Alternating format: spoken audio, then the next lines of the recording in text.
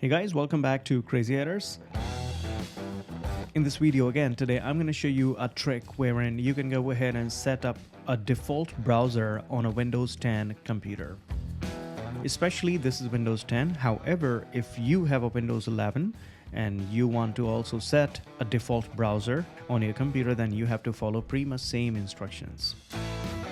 As always, before I make any changes into any computers, what I do is I create a restore point, and how to do that I have already showed in a different video. The link will be in the description. You can go ahead and check out what is the benefit and how you can create a restore point on a computer.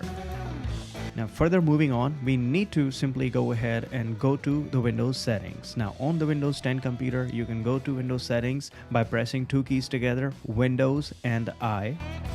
The same applies to Windows 11 users, and that will directly take you to the Windows settings. And second method can be that you can go ahead and click on the Windows icon at the bottom. The Windows 10 has usually Windows startup button at the left side very bottom corner. However, the Windows 11 can have it pretty much kind of centralized.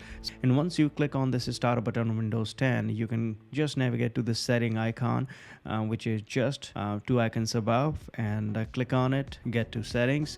Once you're in the settings, you have to navigate to apps. Click on it, and that same thing you're going to do on Windows 11 too. And in this menu on the left side, find out an option that would be default apps. Under default apps, here is the list of some of those critical applications that you always use. So you can go ahead and like this is a web browser. Usually on Windows 10 or 11, the default browser is Microsoft Edge.